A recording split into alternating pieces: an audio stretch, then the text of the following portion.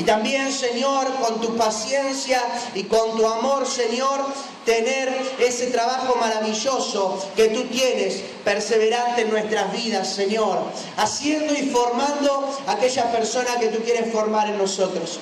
Te agradecemos, Señor, por tu increíble amor.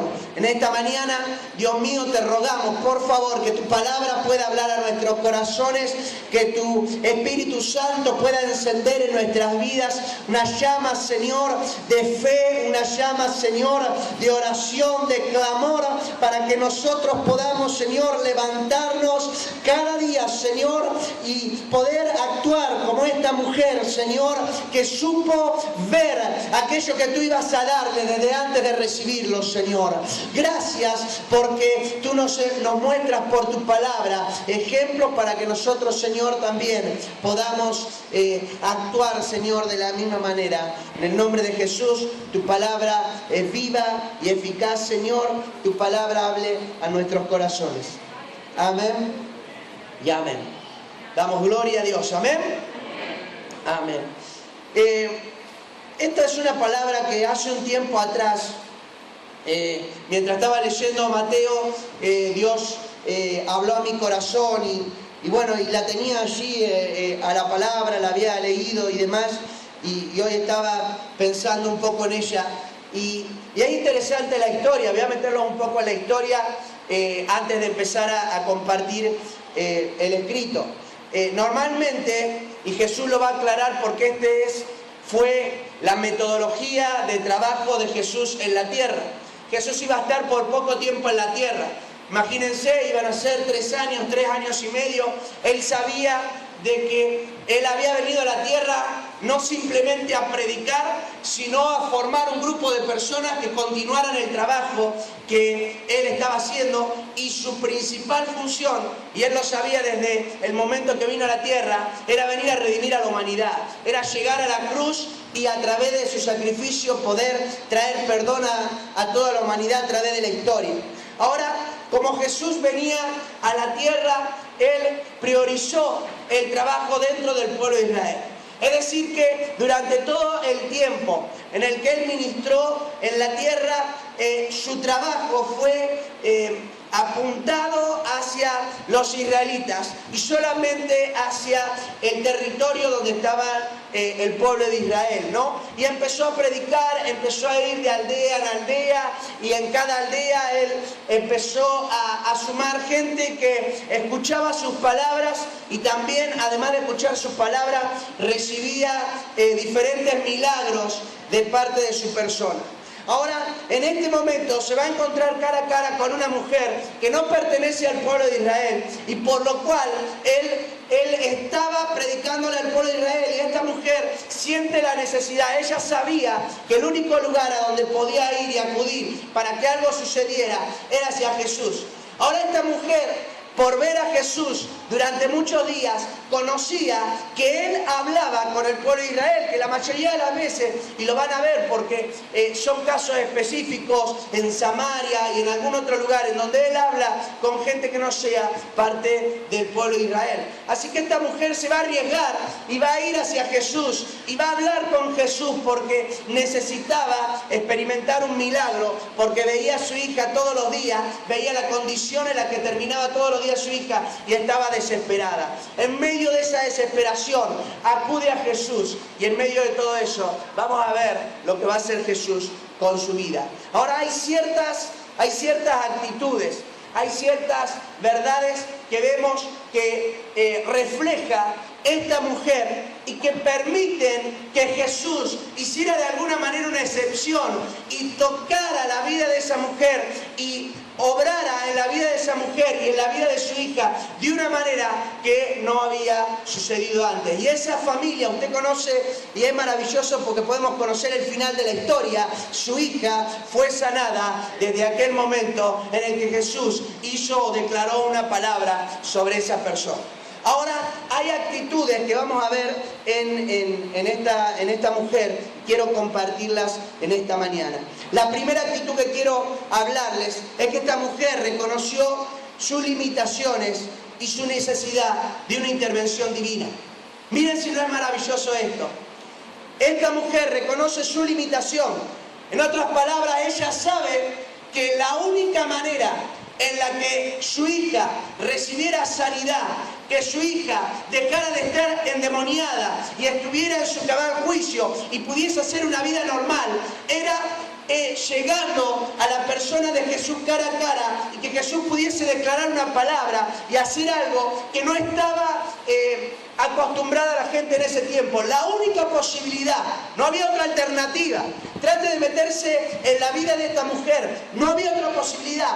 Los médicos no la podían ayudar, la familia no la podía ayudar. Ella, por más que quisiera a su hija, no podía hacer nada, porque se acababa, en un momento se acababa la oportunidad de su esfuerzo y empezaba a tener la oportunidad de que algo sucediera de parte de Dios.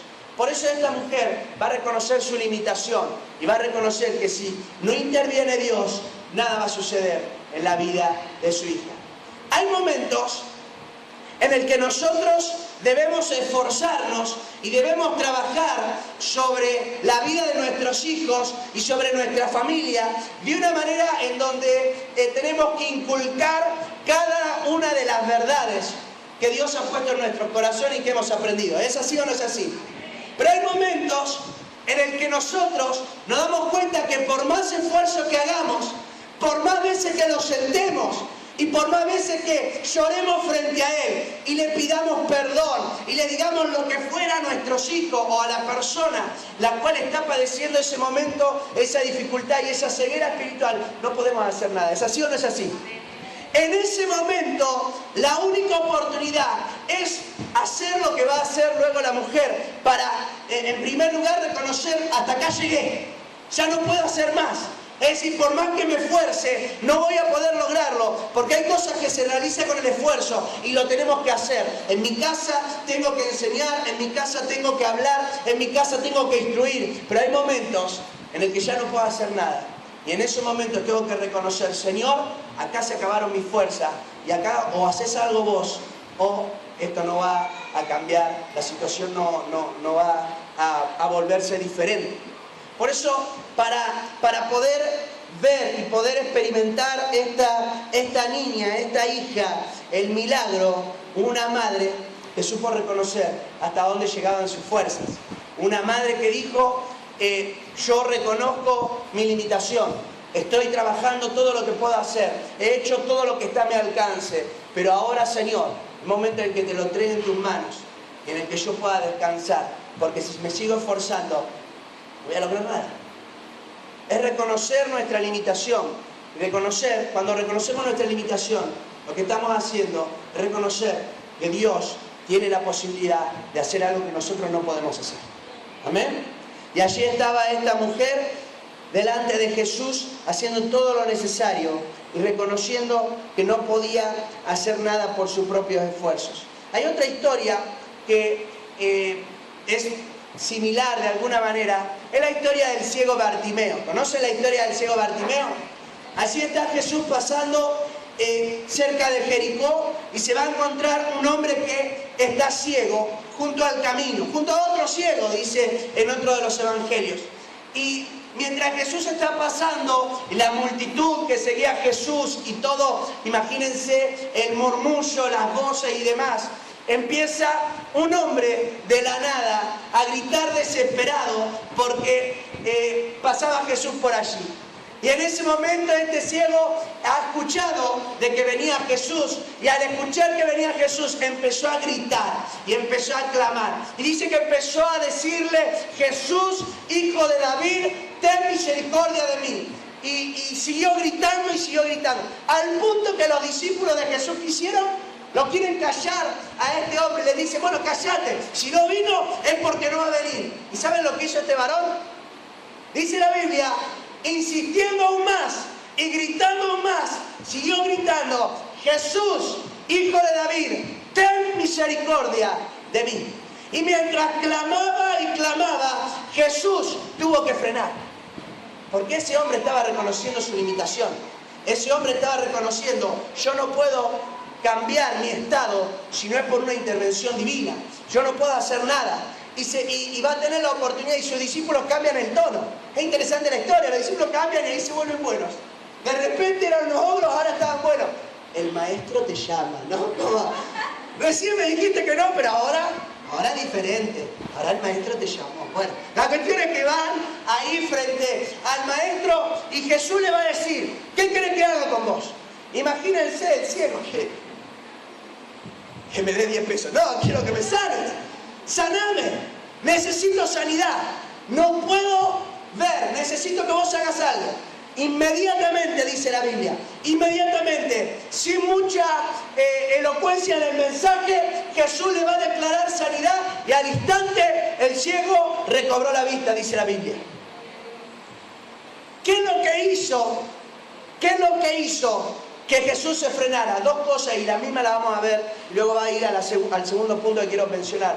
Pero lo primero, este hombre reconoció que no había médico que lo pudiese ayudar, que no había familia que lo pudiese ayudar, que no había amigo que lo pudiese ayudar. En el que hay momentos en el que todas esas cosas son necesarias y son importantes, y más dentro del pueblo de Dios. Pero hay momentos en el que aunque tengamos todas esas cosas, no basta para que podamos recibir lo que necesita nuestra vida. Hay momentos en el que nosotros necesitamos que Dios intervenga. Y quizás esta mañana te encontrás en medio de una situación demasiado difícil. Y mirá, déjame darte un consejo. Por más que te esfuerces todo lo que te esfuerces, nada va a cambiar. Porque ya lo intentaste y no cambió. Si ya lo intentaste, no vuelvas con la misma alternativa. Quizás esta sea la mañana en la que podamos decir, Señor, lo voy a intentar de otra manera. Reconozco que no puedo más. Hace algo. Y lo que sea necesario que yo tenga que hacer, lo voy a hacer porque quiero ver que mi hija, mi hijo, mi familia pueda recibir esa restauración. Eso que tanto anhela mi corazón. Esta mujer hizo quizás lo que sería más obvio, pero quizás también lo que menos hacemos, y es reconocer nuestra limitación. Y también nuestra necesidad de que Dios intervenga. ¿Cuántos conocen la historia de Jonás? A ver, los eruditos en la Biblia, levanten su mano. Ahí está, vamos. Hay como 45, 50 que conocen la historia de Jonás. Estamos bien como para poder usar. Allá arriba también hay uno. La historia de Jonás es una historia conocida por todos, quiero creer. Entonces nos habla la Biblia, más allá de la desobediencia. Quiero ir a otra parte de la historia. Luego de la desobediencia, este varón va a ser tragado por un pez. ¿Estoy mintiendo o no? ¿Estoy diciendo la verdad? Listo. Lo tiene dentro del pez. Y ahí adentro del pez es cuando Jonás empieza a clamar. Ahora a mí me llamó la atención, ¿por qué Jonás no clama en el barco cuando ve la gran tempestad? ¿Por qué Jonás, estando en una tempestad demasiado grande y cuando ve que se está por hundir el barco, en vez de decirle a estos hombres, tírenme al agua? Lo cual yo digo, está loco, ¿cómo va a decir tirarme al agua? En vez de decir, vamos a orar y vamos a pedirle, porque yo me equivoqué, vamos a pedirle a Dios que Dios pueda hacer algo. Lo mismo que hizo en el pez. ¿Por qué no lo hizo en el barco? Prefirió que lo tiren al agua. Es decir, prefirió agotar todo lo que estaba a su alcance para ver si con ese sacrificio algo Dios hacía antes de empezar a clamar. Llegó a estar, y lo dice él en su oración, con algas en su cuerpo. Y ahí, cuando ya no había otra opción, porque mire, lo ahorcaban las algas. Ya estaba en la última.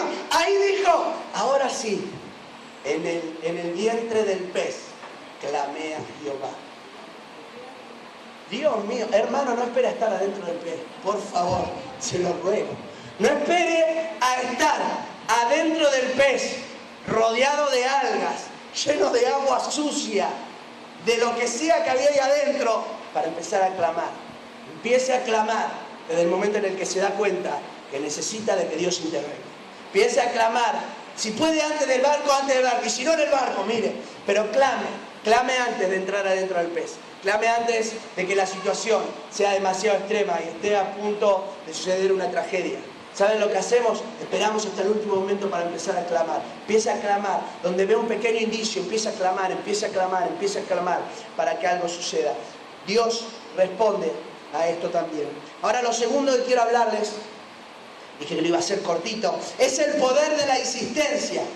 ¿sí? Dijimos primero reconocer la limitación y la necesidad de una intervención divina. Lo segundo, el poder de la insistencia.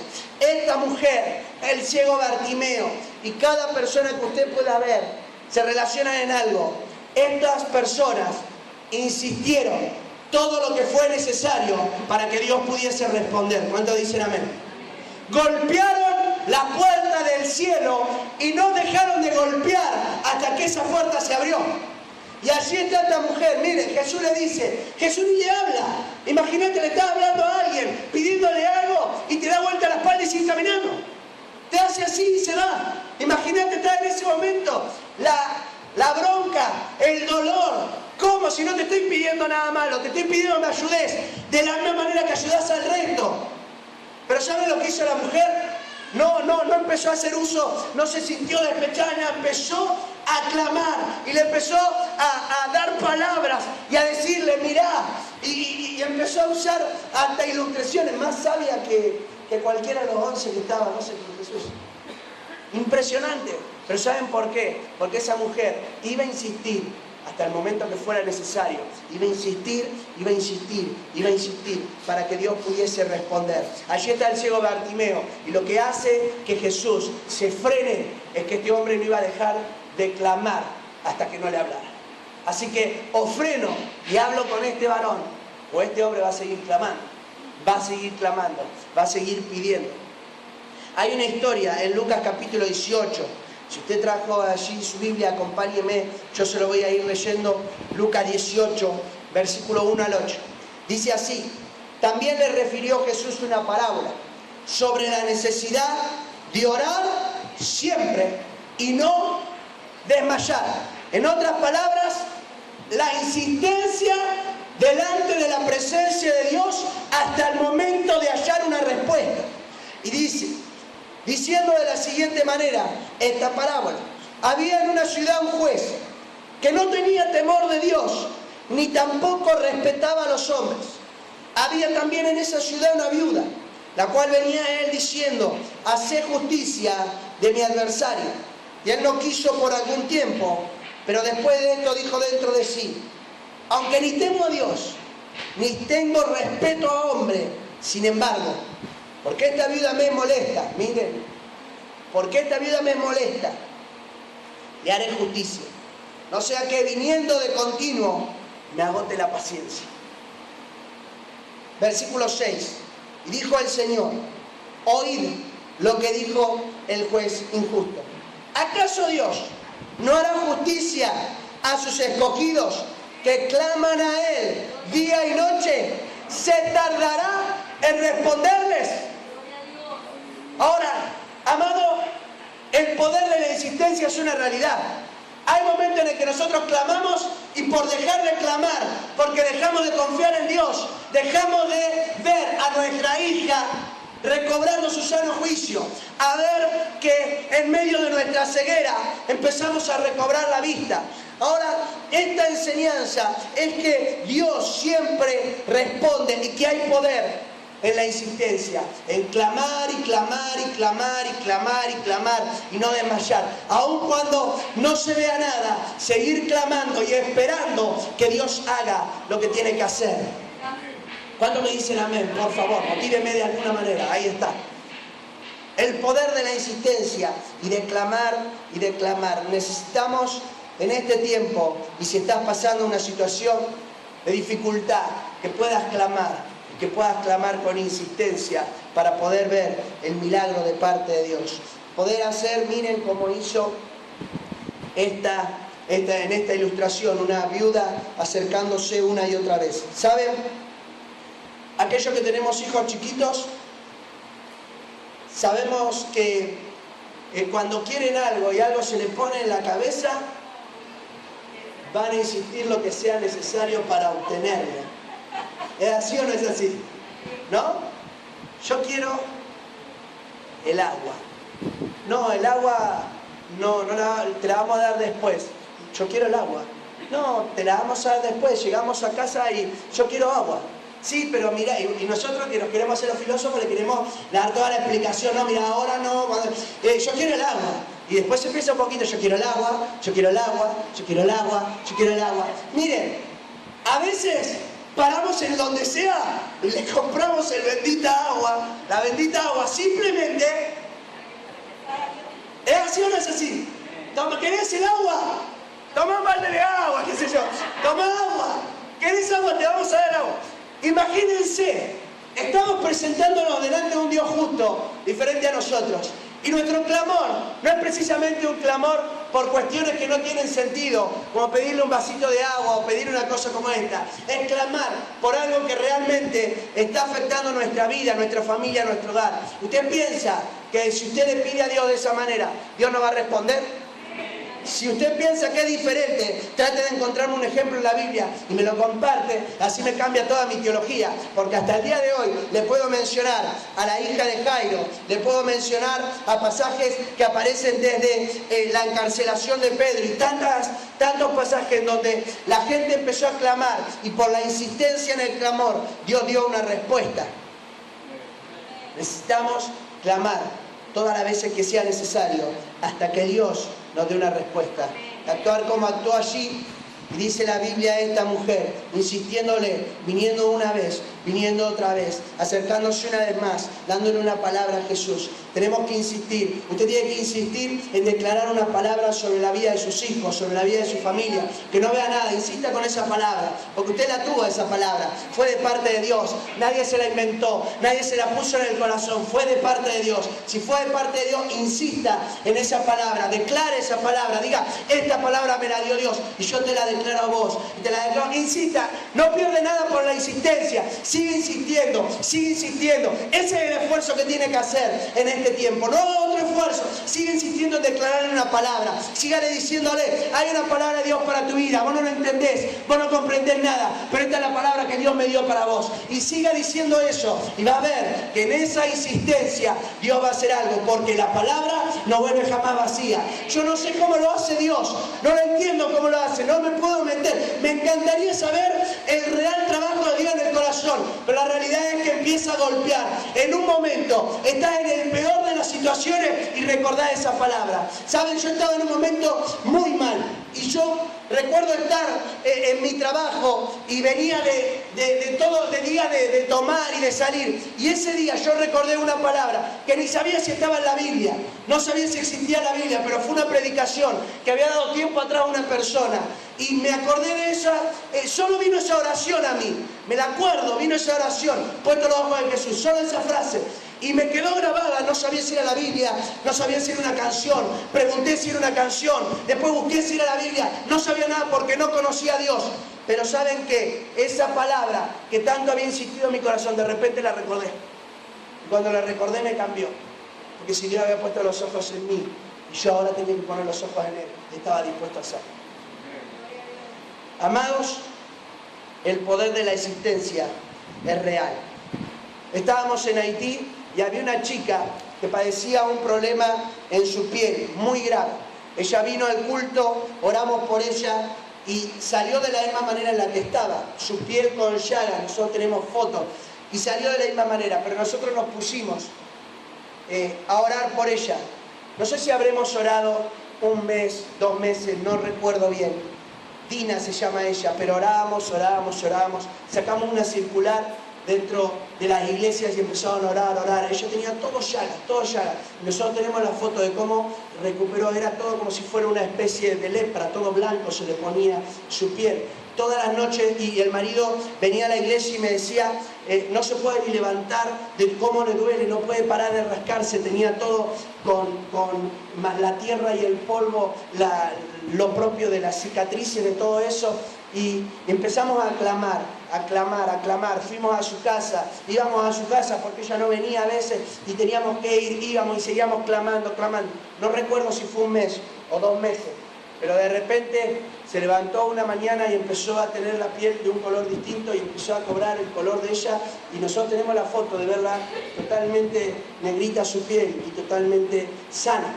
Ese es el poder de la insistencia, de insistir, de clamar, de golpear las puertas del cielo y decirle, Señor, hasta que vos no hagas algo, vamos a seguir golpeando. Así que atendé, porque vamos a seguir golpeando. ¿Cuántos le dicen amén? vamos a seguir golpeando. Lo último está en el versículo 28 de Mateo capítulo 15. Siempre hay respuesta a nuestra fe. ¿Cuántos dicen amén? Siempre hay respuesta a nuestra fe. Dice la Biblia: entonces respondiendo Jesús dijo: oh mujer, grande es tu fe. La palabra que sigue a continuación es propia de haber tenido fe. Hágase contigo como quieres. Hágase contigo como quieres. Yo no sé cuál es en este momento tu situación, cuál es tu clamor, cuál es tu petición, pero te estoy declarando una palabra que sale de parte de Dios, porque está en la Escritura, es de parte de Dios. Hágase contigo como quieres. Tomá esa palabra, aferrate a esa palabra, porque si vos estás teniendo fe, esa es la respuesta a la fe. Hágase contigo como quieres. Hágase contigo como quieres. ¿Saben? Lo que sucede en nosotros muchas veces es que Satanás viene sobre nuestra vida para intentar retirar de nuestros corazones la fe, porque eso es lo que nos diferencia del resto del mundo. No nos diferencia ninguna otra cosa, sino nuestra fe. Nuestra fe nos produce que nosotros queramos vivir en santidad. Nuestra fe, ese creer que Dios es real en nuestra vida, es lo que nos hace querer servirle. Es nuestra fe el impulso que hace que todas las otras cosas sucedan. Por eso Dios responde a la fe. Ahora, en Juan, hace 2 días atrás, Dios me habló acerca de Juan capítulo 14, versículo 1. Yo estaba pasando un momento, no sé si difícil, pero sí pensando en muchas cosas por lo que se viene. Y estaba pensando y un poco preocupado por todo lo que viene para adelante. Y Dios me dio esa palabra. Juan capítulo 14, versículo 1. Abrí la Biblia, empecé a leer lo que me tocaba leer ese día, que era Juan capítulo 14. Y el primer versículo dice: no se turbe vuestro corazón. Creed en Dios, creed también en mí, dice Jesucristo. Y miren, fue algo que lo he leído miles de veces, pero atravesó mi corazón, porque hay veces en el que tenemos fe, en el que creemos en Dios, pero suceden situaciones que hacen que nuestro corazón se empiece a sentir turbado. Empezamos a preocuparnos, empezamos a no ver lo que realmente creemos que va a suceder y nuestro corazón se empieza a turbar. Recibimos un mal diagnóstico y de repente nuestro corazón, que estaba estable, ahora ya no está estable, sino que está turbado. Sentimos preocupación, dolor y no sabemos qué hacer. Yo te digo una palabra: no se turbe tu corazón. Si crees en Dios, cree en Jesús y Dios va a responder a eso de la misma manera que respondió con la mujer. Grande es tu fe, hágase contigo como quieres. ¿Cuántos dicen amén? Dios va a responder. Que no se turbe tu corazón. No permita que malos diagnósticos hagan esto en tu vida. No permitas que preocupaciones hagan que tu corazón se turbe. No permitas que porque de repente sucede algo que nunca había pasado, eso haga que tu corazón se turbe. No lo permitas. Si tu corazón se está turbando, acércate a Dios. Cree que realmente Él está allí para responder a tu oración, a tu clamor. Porque Dios responde a la fe. Dios siempre responde a nuestra fe. Déjenme terminar con una sola cosa que quiero compartir. Cuando estábamos allí en Haití, había una chica, yo esto lo conté en toda la iglesia menos aquí, una chica que terminó siendo dentro de la iglesia una de las líderes que más trabajaba, que más ayudaba, y realmente Dios puso en ella un espíritu de servicio maravilloso.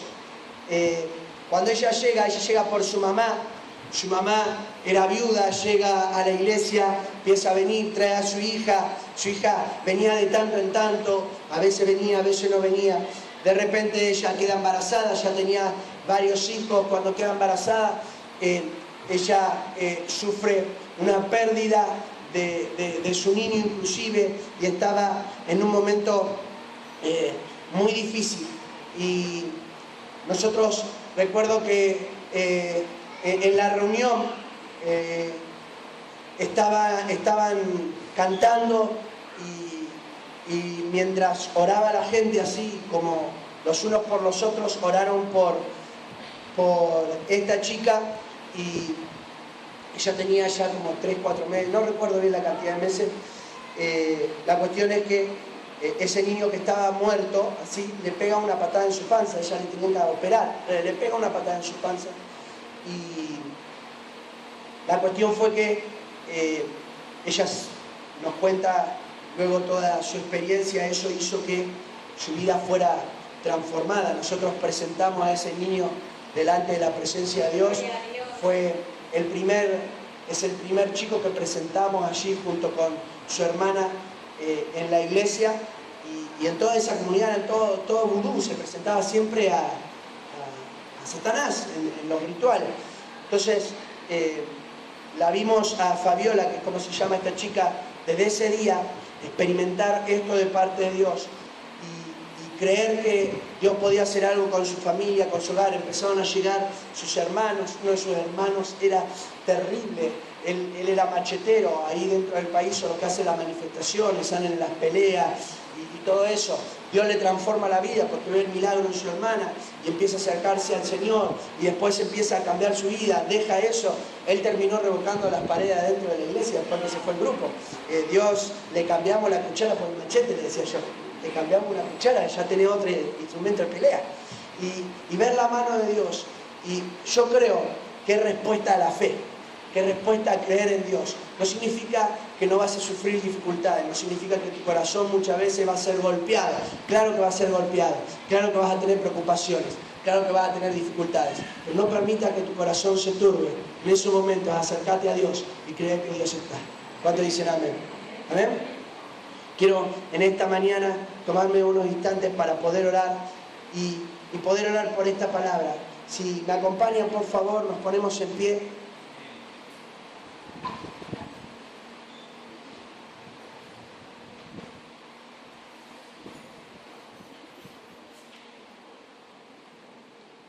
Siempre